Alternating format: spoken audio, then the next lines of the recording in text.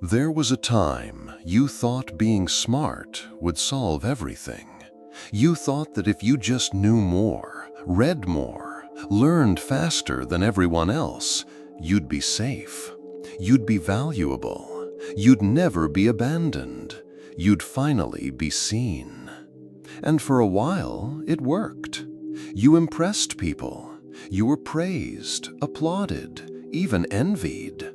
But then the applause faded, and what remained wasn't freedom, it was exhaustion. You started noticing something was wrong, because despite all your insight, despite all your mental sharpness, life didn't feel lighter, it felt heavier. And the smarter you got, the more burdened you became. It's a quiet kind of suffering, one you can't explain without sounding arrogant.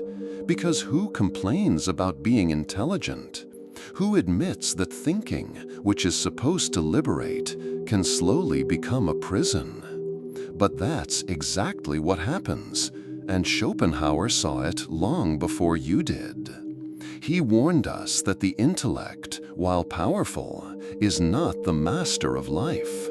It's a tool of something deeper, something darker, the will. And when we start believing that intelligence is our salvation, that it can rescue us from pain, from loneliness, from rejection, we begin using it not to understand life, but to escape it. You read more, but feel less.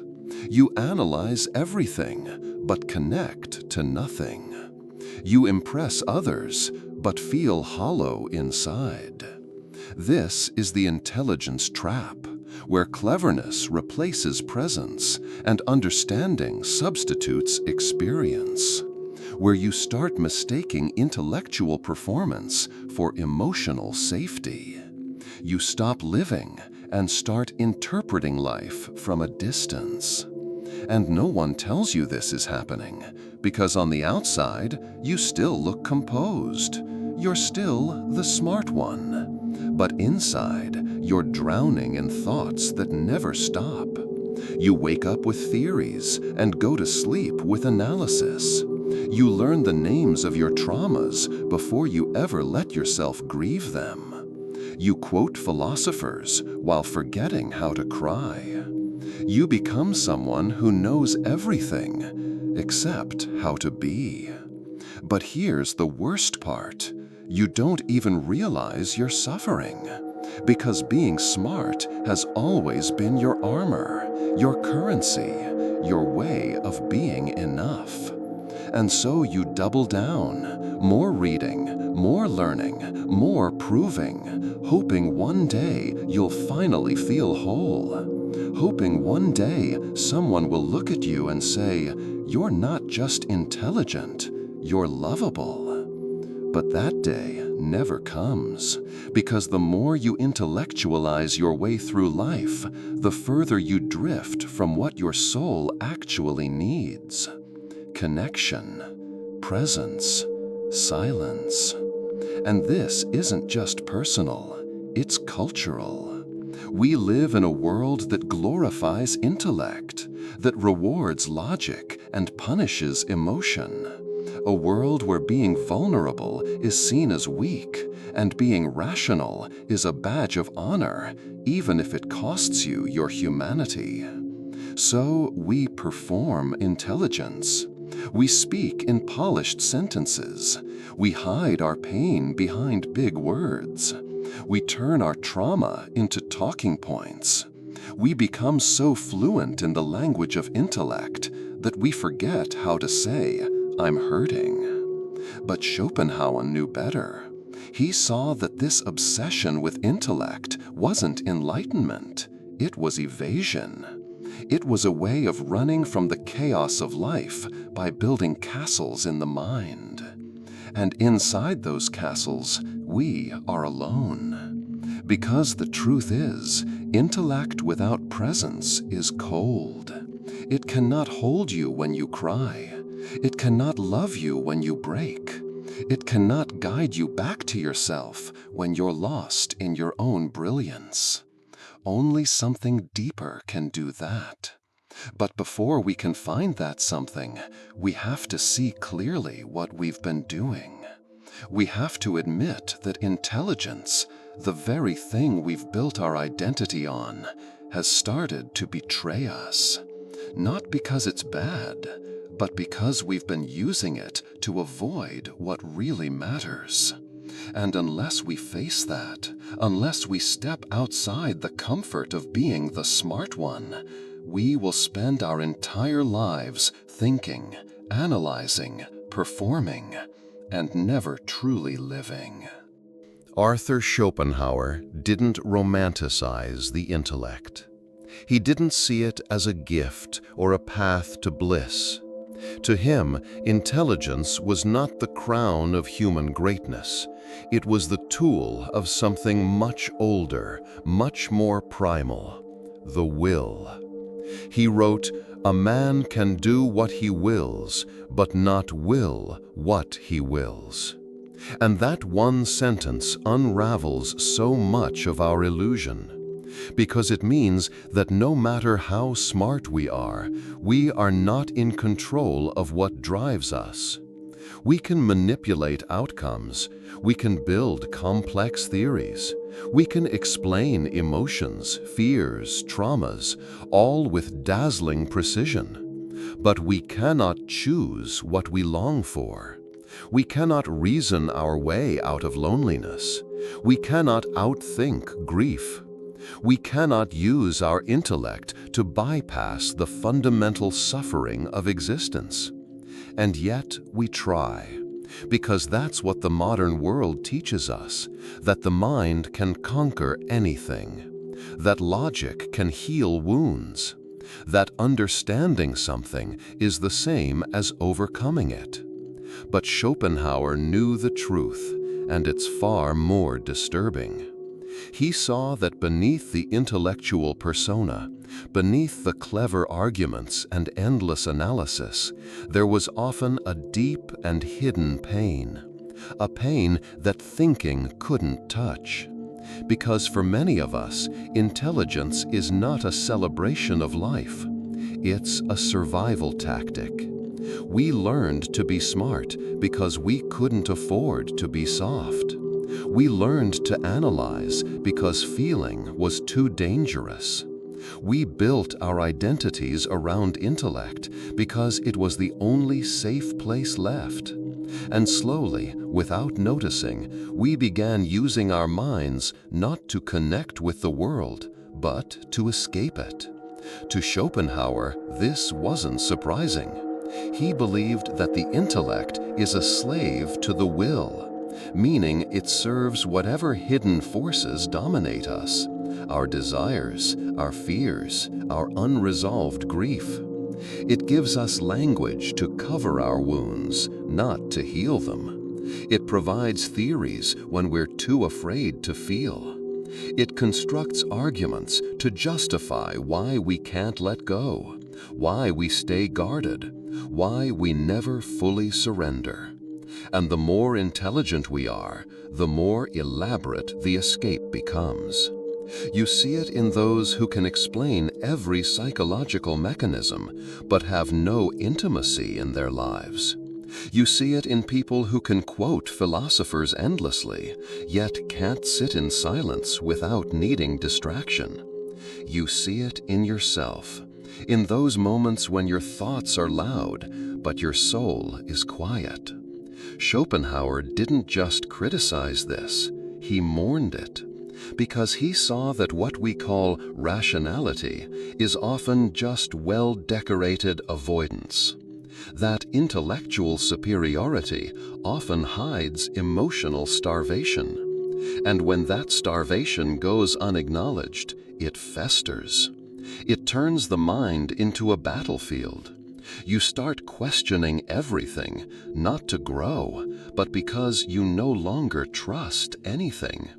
You critique everyone, not out of wisdom, but because your own heart feels unreachable. You become brilliant and bitter. You know so much, but love so little. Because when the will, that primal force inside us, remains unhealed, the intellect becomes twisted. It becomes self-destructive. You overthink. You analyze every word, every look, every possibility. You try to solve your life like it's a problem, forgetting that life isn't a problem to solve, but a mystery to feel. But how do you feel when the mind never stops? How do you connect when everything becomes a concept? How do you return to being human when you've built a fortress out of theories? This is the pain Schopenhauer pointed to. Not just the pain of existence, but the pain of watching your own intelligence become your enemy. Because at some point, every overthinker faces the same realization, that all their knowledge hasn't brought them peace, that all their insight hasn't made them whole, that all their sharpness hasn't softened the ache in their chest. And in that moment, when the thoughts finally collapse under their own weight, something quiet begins to surface. A different kind of truth. Not the truth of intellect, but the truth of the soul. And it whispers, "You've been thinking to survive, but you've forgotten how to feel to live." There's a fear you rarely talk about, because it feels petty, shameful, even irrational. It's the fear of being seen as dumb, not just wrong, but stupid, irrelevant, forgettable. It hides behind your sarcasm, your need to explain things, your obsession with clarity and articulation, your hunger to always have the answer. But the truth is, this fear didn't start in adulthood. It started back when you were still soft enough to be shaped by others. Maybe it was a parent who dismissed your questions, a teacher who humiliated you for getting it wrong, a classmate who laughed when you didn't understand something, or a world that rewarded the quick and punished the quiet. Somewhere along the way, you learned, if I'm not smart, I'm not safe. If I don't perform, I disappear. If I don't impress, I don't matter. So you began collecting intelligence like armor, books, facts, theories, opinions, certainty. You turned your mind into a fortress, not because you were curious, but because you were terrified.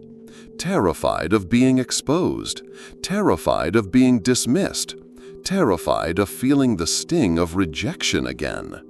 And slowly, being smart stopped being a joy and became your identity.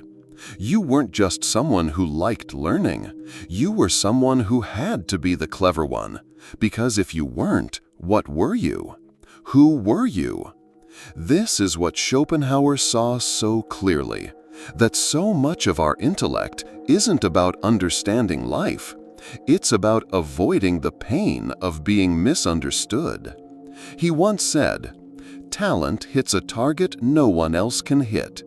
Genius hits a target no one else can see." But what he didn't say is that the genius often hits that target alone, uncelebrated, unseen. And what's worse is that most of us aren't trying to be geniuses. We're just trying to be accepted, respected, loved. And somewhere deep inside, we've confused being loved with being impressive. We think if we sound smart enough, we'll be worth keeping. But this is a wound disguised as wisdom, because that hunger to be seen as smart is really a hunger to be seen fully, without needing to perform, without needing to prove. It's the voice inside you that says, "If I stop being clever, will anyone care what I feel? If I stop analyzing everything, will I even know who I am?" And that's where it gets really hard. Because if you built your self-worth on mental performance, then emotional vulnerability feels like death, like a total collapse of self. You've become fluent in ideas, but illiterate in feelings. You can explain a philosophical framework in 2 minutes, but can't say "I'm scared" without feeling weak. You can out-debate anyone in the room, but go silent when someone asks how you really are.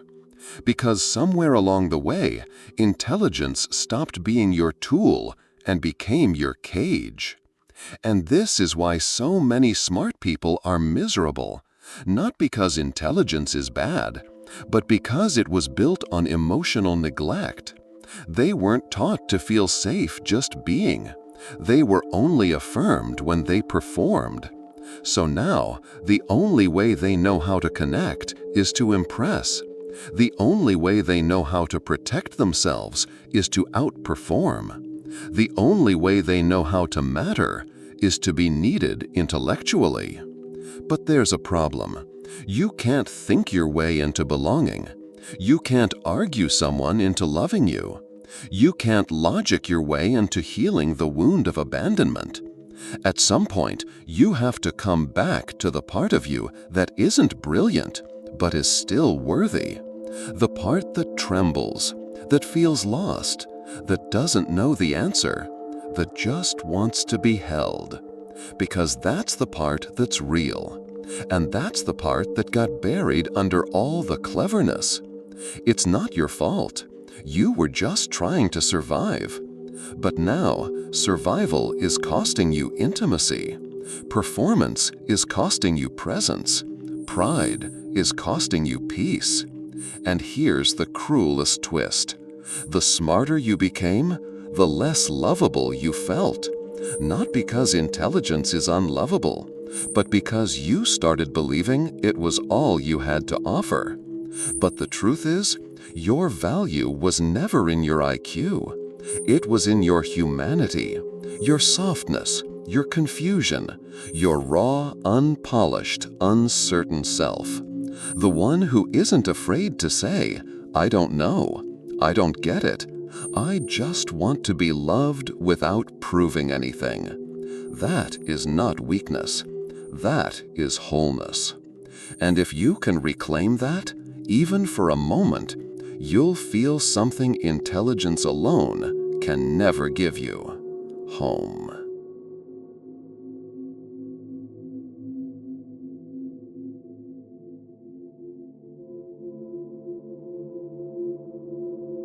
There's a rush that comes with being right, a quiet, satisfying high, like cracking a code no one else could see, like standing above the noise, untouched, unshaken, correct. And it feels good. Of course it does. It feels like power, like control, like certainty in a world full of chaos. But here's the trap.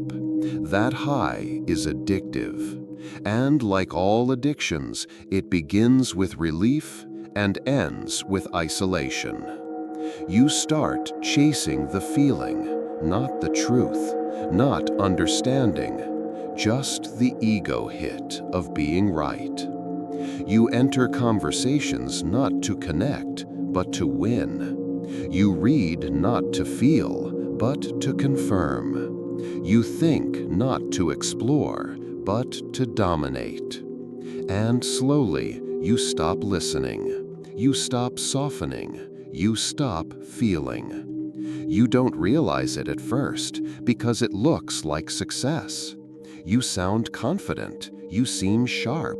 People even admire your mind. But underneath, you're empty. You're tired. You're scared. Because what happens when you're not right? What happens when you make a mistake? What happens when someone sees through the performance? Panic. Because you've built your self-worth on the illusion of mental superiority. And any crack in that illusion feels like humiliation, like collapse, like death. So you double down. You argue harder. You intellectualize deeper. You armor yourself in complexity and call it strength. But it's not strength. It's fear dressed in cleverness. It's insecurity dressed in logic. It's pain pretending to be power. Schopenhauer warned us about this. He saw the mind not as a tool for liberation, but as a servant of the will, a puppet dancing to our inner desires and wounds. And when the will is afraid, the intellect becomes a weapon, not to understand the world, but to protect ourselves from it. We use smartness to justify, to deflect, to outmaneuver any feeling that threatens our emotional equilibrium. Someone criticizes us, we out-argue them. Someone pulls away emotionally, we explain it away with a theory. We feel grief or loneliness or guilt. We reframe it until it doesn't hurt. This isn't intelligence. This is emotional avoidance dressed up in language. And the more you do it, the lonelier you become. Because people don't connect to your mind, they connect to your heart. But if your heart is buried beneath 100 layers of rationalization, no one can reach you, not even yourself. And yet there's still this addictive pull to keep going, to keep being the one who knows, the one who explains, the one who wins. Because in a world where you never felt safe being vulnerable, being right was the only power you had. But power without presence is cold, and knowledge without compassion is hollow. You can win every debate and still lose your sense of self. You can be the smartest person in the room and still be aching for someone to just see you. Not your theories, not your arguments, you. The irony? The more you defend yourself with intelligence, the less intelligent you become. Because real intelligence isn't about being right. It's about being open, to learning, to listening, to feeling. The wisest people don't speak to conquer, they speak to connect. They aren't addicted to truth, they're surrendered to it. And that's the real difference. Addiction grasps, wisdom releases. Addiction demands certainty. Wisdom makes peace with ambiguity.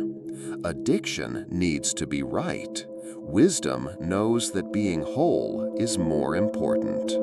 So ask yourself, are you really thinking clearly? Or are you just afraid of what you'd feel if you stopped?